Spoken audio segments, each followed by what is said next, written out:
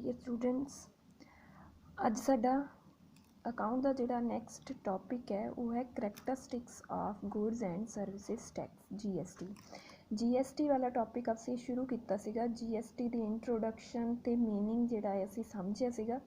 Next हुण साडे कोल GST दीयां करैक्टरिस्टिक्स है, विशेषतावां है, फीचर्स है जो आपां डिस्कस करनियां ने।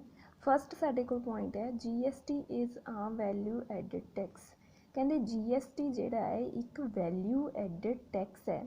It is levied on incremental value of goods and services supplied और सोल्ड। ਜਿਹੜੀਆਂ गुड्स एंड सर्विसेज सेल कीतियां ਜਾਂਦੀਆਂ है उन्हां दी इंक्रीमेंटल वैल्यू ਦੇ ਉੱਤੇ ही ਜਿਹੜਾ GST है लगाया जाता है। कहते that is why GST paid is set off against GST collected. जो असी GST पे करते हैं और जो GST कलैक्ट करते हैं इन्हां दोनों नूं इन्हां दे अगेंस्ट सैट ऑफ किया जाता है। मतलब कि जो भी इन्हां दे बैलेंसिस है, जो भी असी साडी एक्सपेंस होंदे आ उन्होंने असी इनकम के नाल जिहड़ा है जां साडी जिहड़ी कॉस्ट होंदी है उन्होंने इनकम के नाल सैट ऑफ करते हैं, खत्म करते हैं। ठीक है, फॉर एग्जाम्पल देखो, suppose goods worth 1 lakh were purchased by paying IGST 18%। हुण IGST की है वो आप अगे डिस्कस करांगे। फिलहाल तुसीं ये समझो कि वैल्यू एडिड क्यों कहा जाता है। ठीक है, 10 GST worth 18,000 is paid. GST जिहड़ा है वो 18,000 पे किया जाता है। These goods are sold at 1,50,000 and 27,000 is collected as IGST 18%। कहते जिहड़ी गुड्स है वो परचेज कीतियां सीगियां 1 लाख दियां ते जिहदे उत्ते GST जिहड़ा है वो 18,000 पे किया गया। गुड्स सेल कीतियां गईयां 1,50,000 दियां ते 27,000 इज़ कलैक्टेड ते GST जिहड़ा है वो IGST जिहड़ा है 18% कलैक्ट किया गया है।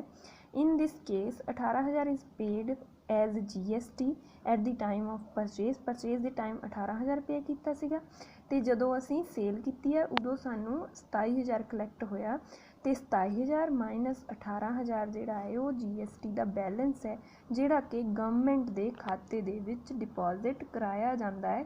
ठीक है, इसे लई जिहड़ा है इनू असीं की कहने हैं, ये इंक्रीमेंटल वैल्यू के उत्ते जिहड़ा है वो टैक्स लगाया जाता है। ठीक है बेटा, नैक्सट है साडे कोल GST is an indirect tax. जिहड़ा GST है वो एक इनडायरैक्ट टैक्स है। इनडायरैक्ट टैक्स का मतलब, इनडायरैक्ट का मतलब हुंदा है जिहड़ी चीज़ असीं डायरैक्टली नहीं करते हैगे, किसी परसन दे नाल किसी चीज़ नाल वो डायरैक्ट रिलेशन नहीं रखती हैगी, इनडायरैक्ट रिलेशन रखती है। ठीक है, GST भी एक इनडायरैक्ट टैक्स है क्योंकि GST जिस परसन के उत्ते ये लगाया जाता है वो परसन इनू पे नहीं करता है, इनू कोई होर परसन पे करता है। ठीक है, फॉर एग्जाम्पल जो कंपनी के विच गुड बनती है, सॉरी प्रोडक्शन हाउस के विच गुड जो बनती है तो वो गुड फिर होलसेलर को जाती है, रिटेलर को जाती है तो कस्टमर को जाती है फिर। ठीक है, जिहड़ी जिहड़ा टैक्स है वो प्रोड्यूसर को लगना शुरू होंदा है, फिर होलसेलर को लगता है, फिर रिटेलर जिहड़ा प्रोडक्शन करता है प्रोड्यूसर है वो अपना टैक्स होलसेलर के उत्ते पा दिंदा ते होलसेलर जिहड़ा है वो रिटेलर के उत्ते पा दिंदा ते रिटेलर एंड कस्टमर के उत्ते पा दिंदा। अल्टीमेटली जिहड़ा कस्टमर है उन्होंने ये टैक्स जिहड़ा है पे करना पैंदा है। इसे लई इनू डायरैक्ट टैक्स नहीं इनडायरैक्ट टैक्स कहा जाता है। डायरैक्ट टैक्स वो हुंदा है जिहड़ा कि डायरैक्टली जिहड़ा है उसी परसन नूं पे करना पैंदा है जिहदे उत्ते वो टैक्स लगाया जाता है, जिवें कि इनकम टैक्स है। इनकम का टैक्स उसे परसन नूं पे करना पैंदा है जिहदी इनकम के उत्ते वो टैक्स लगाया जाता है। ठीक है बेटा, नैक्सट है यूनीफॉर्म रेट। जिहड़ा साडा GST है इहदा एक स्पैसीफाइड रेट है जिहड़ा कि पूरी कंट्री के उत्ते एप्लीकेबल हुंदा है।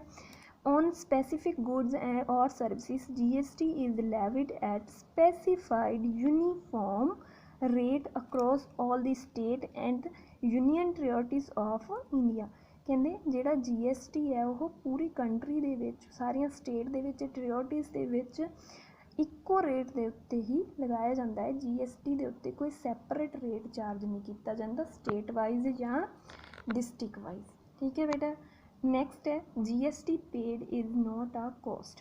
कहते GST paid while buying goods और services is not a cost to the buyer except only some cases which have been described later।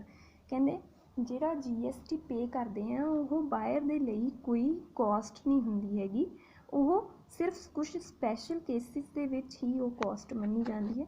It is an acid ਮੰਨਿਆ ਜਾਂਦਾ ਹੈ ਕਿਉਂਕਿ ਇਹਨੂੰ GST ਕਲੈਕਸ਼ਨ ਦੇ ਅਗੇਂਸਟ ਸੈਟ ਆਫ ਕੀਤਾ ਜਾਂਦਾ ਹੈ, ਇਸ ਕਰਕੇ ਇਹਨੂੰ ਕੋਸਟ ਨਹੀਂ ਮੰਨ ਸਕਦੇ ਅਸੀਂ। ਠੀਕ ਹੈ, ਨੈਕਸਟ ਹੈ GST ਕਲੈਕਟਡ ਇਜ਼ ਨੋਟ ਆ ਇਨਕਮ। ਕਹਿੰਦੇ GST ਜਿਹੜਾ ਕਲੈਕਟ ਕੀਤਾ ਜਾਂਦਾ ਜਦੋਂ ਸੇਲ ਕੀਤੀ ਜਾਂਦੀ, ਦੇਖੋ GST ਪੇ ਉਦੋਂ ਕੀਤਾ ਜਾਂਦਾ ਹੈ ਜਦੋਂ ਗੁੱਡ ਪਰਚੇਸ ਕੀਤੀ ਜਾਂਦੀ ਹੈ, ਜਦੋਂ ਗੁੱਡ ਸੇਲ ਕੀਤੀ ਜਾਂਦੀ ਹੈ ਉਦੋਂ ਸਾਨੂੰ ਇਨਕਮ ਹੁੰਦੀ ਹੈ ਤਾਂ GST ਕਲੈਕਟ ਕੀਤਾ ਜਾਂਦਾ ਹੈ, ਆਊਟਪੁੱਟ GST ਕਹਿੰਦੇ ਆ ਜਿਹਨੂੰ ਅਸੀਂ। ਅਤੇ ਆਊਟਪੁੱਟ GST ਵੀ ਸੈਲਰ ਦੇ ਲਈ ਕੋਈ ਇਨਕਮ ਨਹੀਂ ਹੁੰਦੀ ਕਿਉਂਕਿ ਜਿੰਨਾ GST ਕਲੈਕਟ ਕੀਤਾ ਜਾਂਦਾ ਹੈ ਉਹਦੇ ਨਾਲ ਜਿਹੜੀ GST ਇਨਪੁੱਟ ਹੁੰਦੀ ਹੈ ਉਹ ਸੈਟ ਆਫ ਕੀਤੀ ਜਾਂਦੀ ਹੈ ਅਤੇ ਜੋ ਬਾਕੀ ਬਚਦਾ ਹੈ ਉਹ ਗਵਰਨਮੈਂਟ ਦੀ ਅਕਾਊਂਟ ਦੇ ਵਿੱਚ ਟ੍ਰਾਂਸਫਰ ਕੀਤਾ ਜਾਂਦਾ ਹੈ। ਇਸ ਲਈ ਨਾ ਤਾਂ ਬਾਇਰ ਦੇ ਲਈ GST ਕਾਸਟ ਹੈ ਅਤੇ ਨਾ ਹੀ ਸੈਲਰ ਦੇ ਲਈ GST ਇਨਕਮ ਹੈ।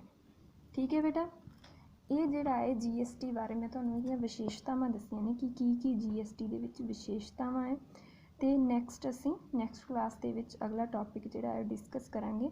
ਤੁਸੀਂ ਇਹਨੂੰ ਡਿਟੇਲ ਦੇ ਨਾਲ ਸਮਝਣਾ ਹੈ ਅਤੇ ਲਿਖਣਾ ਵੀ ਹੈ। Thank you students.